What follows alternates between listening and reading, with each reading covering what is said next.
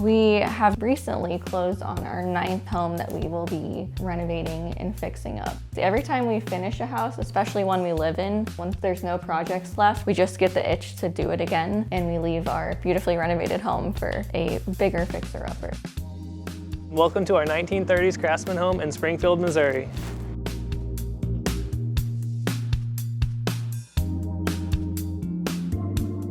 My name is Lindsey and I am 32 years old.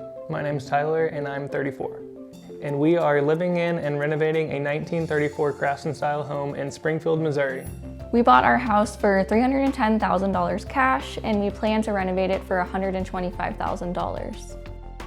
When we purchased the home, it was just over 2,000 square feet, 4 bedrooms and 2 baths with an unfinished attic and an unfinished basement, as well as a detached carriage house above a garage and on a triple lot in one of the more historic sought-after areas of town.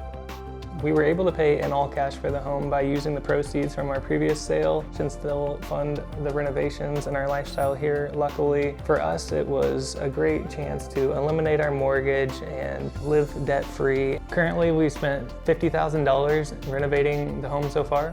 So we're not knocking anything down. We're mainly just trying to give this place some love and, paint on the walls, decorate it, and go from there. Every time we do some sort of room makeover, we like to film the process. It's fun for us to look back on, and it also has helped others. We like to show them how we did it so they can do it themselves. We make a significant amount of money from social media. It varies, as is the nature of social media, so it could be a few $100s a month or a few thousand, but it is extremely helpful to offset the costs of these expensive renovations.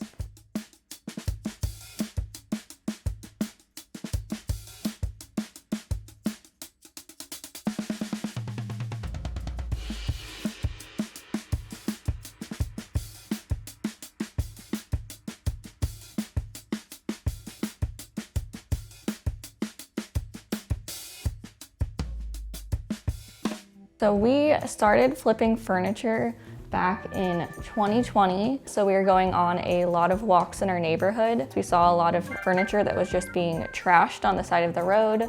So we decided we could furnish our own home with that. And then we started finding more and more pieces that we couldn't let go in the trash. So we decided to kind of make that an extra side hobby / hustle when we started to sell those pieces as well.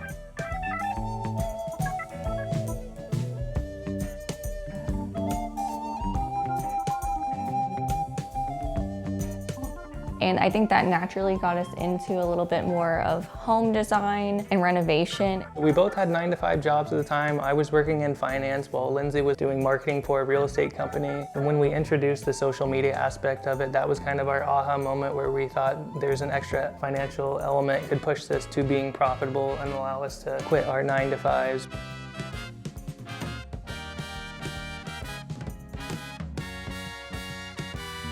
I think our skill sets really balance out. Obviously, with her being a realtor, there's so much added savings there, and her love of interior design. And then I'm more of the analytical, so I crunch the numbers and see what we can afford or what's the best option.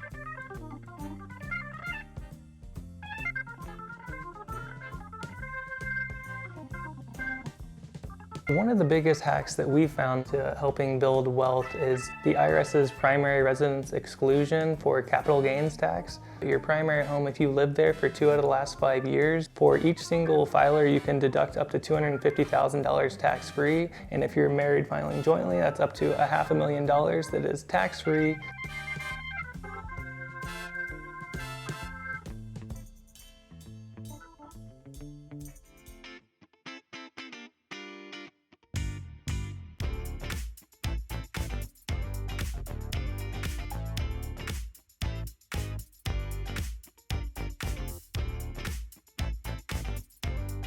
We purchased the property sight unseen based on the fact that it was a triple lot in one of the most historic neighborhoods, and you could just tell that it had so much of the original charm that was left untouched. We had to kind of remember that with this move, we were buying a house that we needed to be able to definitely live in with a daughter while we were fixing it up.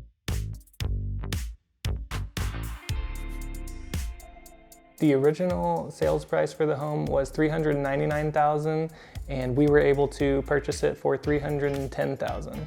Our total monthly cost for like utilities, insurance, and things like that is just over $500 a month. At our previous home, we were probably spending closer to $3,000 a month between our mortgage and utilities and things like that. So this is the first time we've been mortgage free, but we've only lived here for about 6 months. We've got a good chunk done, but we'll be busy for quite some time. We have a budget for the overall home, and we've broken it down room by room. We're hoping to stay around the $100,000 budget for this entire property. A lot of it was upfront costs like electric, plumbing, and AC, and getting the floors refinished. That was $25,000 in total.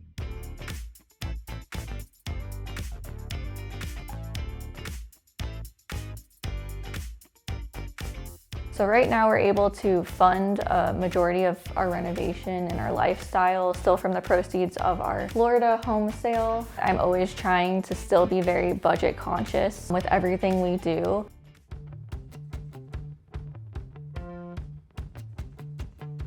Before even entering the home, you can see why we chose this house. It has this beautiful wraparound porch that we instantly fell in love with. This is where we love to hang out. You'll find us here almost every evening. We have our seated area and even our grill space. Welcome to our living room. This is definitely one of our favorite rooms in the house just because of all the original woodwork throughout, and of course the original fireplace that we fell in love with. This is an old TV that we found on the side of the road that was in the trash. So we gutted it and we ended up turning it into our little record corner. Moving on to the kitchen, it feels like it is straight from a 1950s diner. These cabinets are actually metal cabinets and original to the home, and they have a lot of cool quirks. They even have a built-in baker's shelf that is still functional. It's a little rusty. So now moving on to what's probably the biggest transformation in this whole house, and that is our primary ensuite. This was a labor of love, but we are so happy with how it turned out. One of the hardest design challenges I had with this room was the fact that there was so many windows. So we did a full wall-to-wall custom wavy headboard and did a ton of curtains to kind of distract from the fact that there is a window behind this bed. Our biggest expense to date, this ensuite bathroom. Believe it or not, there was nothing here before. It was just kind of a weird add-on to our bedroom. So we ended up building this entire bathroom from scratch. We were able to fit a beautiful double sink vanity. We spent so long designing this room because I wanted it to feel historic, but also have all of today's modern amenities. Going up to the third level, which is our attic space. We immediately saw the potential on the listing photos. It was not finished at all when we bought it, and we've definitely turned it into a multi-purpose room. This chimney here was one of our favorite old house surprises.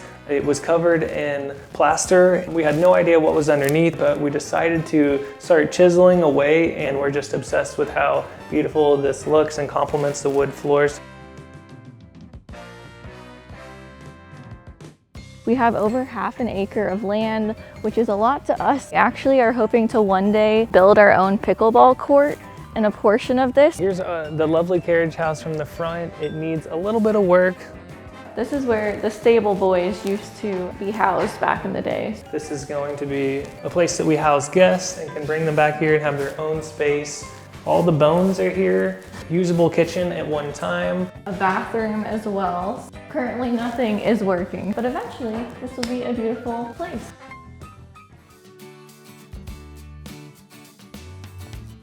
This is a very large project, so it's going to be multiple years that we're going to be here. So we're not committed to selling at a certain time or once we hit that eligibility for the primary tax exclusion. We're just trying to enjoy it.